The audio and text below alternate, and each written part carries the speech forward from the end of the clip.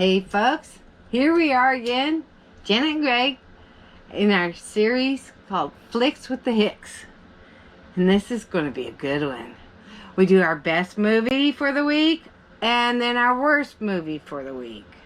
So, do you want me to start with the best movie? We always start with the worst. So Always? I get to go first. You get to go first. Go first. All right, before we start, I'd like to explain my Hawaiian shirt and hat. We're in Texas in the middle of winter, and we're getting ready to get hit with a major snowstorm, it sounds like. Temperatures are going to drop down into the teens, and I thought, well, shoot, if I wear my Hawaiian shirt, my Hawaiian hat, my beach hat, then maybe it won't feel so cold. Yeah, there you go. It's not working. Here I am wearing sweats, you know. So, anyhow. Our worst movie that we watched this week was Blart Mall Cop 2. And it was bad. It was. The film stars Kevin James, who I really like as a person, and he's done some really funny films. Paul Blart Mall Cop, the original, was a funny film. Really was. This one, not so much. The movie was made in 2015. They spent $40,500,000 making the movie. Wow. And it grossed $108 million. So it actually did make a profit. I don't see how, but I think probably because of Kevin James' popularity. Rainey Rodriguez was in this film, also played his daughter. And I actually enjoyed the scenes with her more than the scenes with just Kevin James. I thought she was pretty good in this film. Yeah. But basically, Paul Blart, the security guard, wins a free trip to the Wynn Hotel and Casino in Las Vegas to attend the security guard convention. Right. So he goes there thinking he's going to have a good time and get away, because this is 6 years after the original Paul Blart Mall Cop. His wife that he married at the end of that film left him after 6 days, and so he struggled with that, and he's thinking this is going to be a good way to get away and escape. Well, when he gets there, he ends up uncovering a threat to the hotel. Some people are trying to steal a bunch of artwork, and his security guard instincts come into play, and he decides he's going to thwart this this crime spree. But almost everything in this movie you can see in a lot of other movies made by Happy Madison Productions, which is Adam Sandler Productions. The comedy in the film is really not funny. It's really geared towards a much younger audience, as in young children. I didn't find it really amusing. I didn't care for Kevin James in this movie, which surprised me. I would give this film overall, I would give it a 15 out of 100. It's that bad? Yeah. Yeah, it really is. And we kept watching it thinking, this is going to get better. It's got Kevin James in it, and it just never really did. Right. So, which was a shame. Yeah, I didn't like the character being like, thinking he's like so know-it-all and so important, and because he was the famous mall cop that saved everybody last time, you know. So, and he was just thinking he was going to be the guest speaker because he overheard somebody talking, or somebody kind of told him that he was supposed to be the guest speaker. He wasn't. And anyway, the daughter and the daughter is pretty good, you know. I liked her. She was cute. The whole thing, and it was all based, like, they go to Vegas, they're staying at the Wynn. You know what? All those corridors and all that, I hung all that wallpaper, y'all. All that fabric on the walls. That was me, honey. Me and the crew. That stuff is terrible to hang. Anyway, and that gaudy carpet, when they put that in, I'm going like, oh, that's so ugly. That, you know, but it was extremely bright carpet, and the walls with that fabric, it's like, it's terrible. Anyway, but I knew the areas that they were in, and I didn't have anything to do with the suites or the rooms. But anyway, the movie, you know, with the segues and all that, that was overused. Yeah, it gets old. Yeah, and you know, one of the things that really bothered me about this film, the way they portrayed the security guards. They portrayed the security guards at the convention as bumbling idiots. Yeah, a lot of And them. you know, I'll admit, when I was younger and I'd see a security guard, I'd think, oh, The that's wannabes. a pretend cop. Yeah, But wannabes, now yeah, that stereotype like now that. that we're older, when we go to a mall or go to a movie theater and we see a security guard, it's comforting to know that somebody is there keeping an eye on what's going on. Right. And those guys have a tough job too. Yeah, they get ridiculed a lot, and this movie makes it even worse. Yeah. Okay, because, you know, yes, the guy's falling asleep. It's like ridiculous. Yeah, I don't like the movie. Don't like it at all. And between 0 and 100, I'd give it a 25, maybe. You know, if I wouldn't watch it again. I mean, it's fine, you know, for kids to watch or something, you know, something family entertainment. Yeah. But yeah, maybe a 25, maybe. All right, so let's talk about your film. Capote. The best film that we watched this one. week. We don't have a cover. We got it for $1, okay? The markdown at Dollar General. We got it for $1. This is really good. This is about Truman Capote. Okay, Capote was a fabulous man. I mean, I think he was really unusual, intriguing, a great writer, you know, but this is only a part of his life and what happened when he wrote the book In True Blood, and what it took and what it took to do the book, the whole circumstances about the book. Phillip Seymour Hoffman plays Capote here. Really fabulous. The acting in this movie is the best, I think. It's very good. All kinds of awards. There's the basis of the story is Capote is a writer, right? So he sees an article in the New Yorker, and he wants to write about the story that was published in the New Yorker about a family. This is 1959. Family in Kansas on their farm, the Clutter family, the entire family, they were slaughtered. Okay, so Capote goes out, investigates this terrible incident, and he helps with the investigation. He's trying to find out about the killers.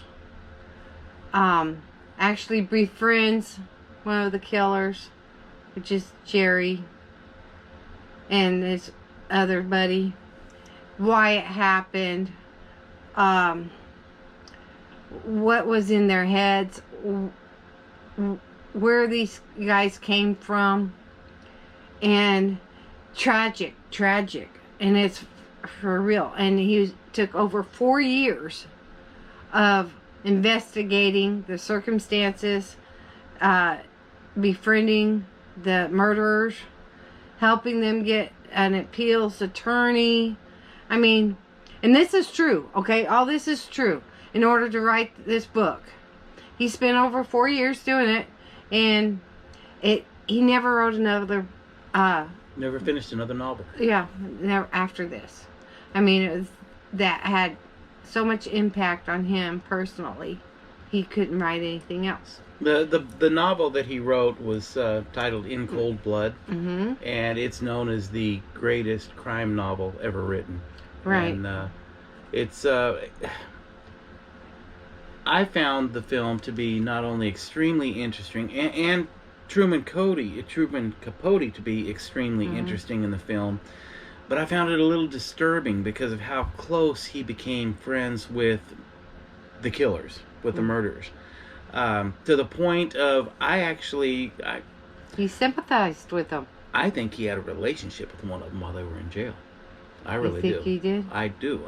I do. Now, Truman Capote is a complex character anyway, but genius. And that's what I found so interesting about the film was he is such a strange and unusual character that Phillip Seymour Hoffman did an incredible job portraying him, and you forget that it's a character in the film. You think it's actually Truman Capote speaking. Yeah, you forget that it's Phillip Seymour Hoffman. You're looking at Capote because he played Capote so well. Yeah. So well. All right, the cast in this was so good. Catherine Keener played Nellie Harper Lee, which is another writer, kind of straight-laced lady that helped Capote deal with different situations and stuff. And she wrote To Kill a Mockingbird. And then Clifton Collins Jr. played Perry Smith. Did a really good job. Really good job. And Chris Cooper is Alvin Dewey. Yeah, he's always good. He's always good. He's really good. And let's see. The detective was very emotional about all this. Mm-hmm. Very emotional about all this. And I can't imagine walking into a farmhouse and finding children and husbands and wife. The whole scenario in 1959 in this small town. Farming community and all that. How devastating. Yeah, the killers had heard that the Clutter family was wealthy and that they kept a lot of money in the home, which turned out they didn't. Right. The killers, I think, said that they ended up getting, what, $40 or something like that. $50, yeah, something like that. But Capote was just kind of dumbfounded when he heard that. That's all he got. And, essentially, the Perry guy didn't want to kill anybody. He wanted to take off. The other guy says, no witnesses. So that's a true story, and it's heartbreaking. But the movie about this and how the whole thing came about, fabulous. And from 0 to 100, I'd give this like let me say 95. Because it did have a little bit of slow parts in it to me. Just a few. But it makes your mind go like, why? Why do people go do these horrid things? Yeah, this is a wonderful film, but keep in mind, when we finished watching this film, I had a hard time going to sleep that night because I kept thinking about the film and kept thinking about how they could create such a good film about such a horrific incident that occurred and the people that were involved. And it does leave you at times feeling compassion for the killers, which really bothered me. Not the other guy so much. Perry. They didn't, but the Alvin guy or whatever, or whatever. Perry. Oh, Perry, yeah. Well, from his childhood and, whatever. But, no, still, wrong is wrong. But Capote, this is a good movie. It is. It's good. I would give Capote... I'll say 95. I'd give it a 91. Really? Yeah. Him? And it's another one of those films that I could watch over and over again, but I couldn't watch it often because of the content and the way it leaves you feeling at the end. It's just sad. It becomes a very depressing film, but a film that I think is very important to have out there.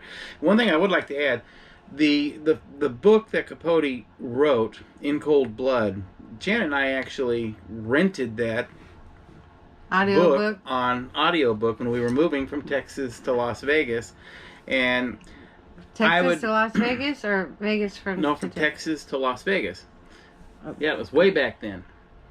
So, anyways, but when we rented it, I remember I was, I played disc number 1. It had like 5 discs to it. Disc number 1, and as soon as I finished it, Janet was in a different car. I'd give it to her, and she'd listen to that while I was starting disc number 2. And all the way from Texas to Las Vegas, anytime we would stop, I'd be, "Oh, have you gotten to this part yet? Oh, isn't that crazy? Isn't that? Oh my goodness!" Yeah. And she was like, "I know, it's keeping me from falling asleep while I drive. This is a good book." Yeah. So. Yeah. It is.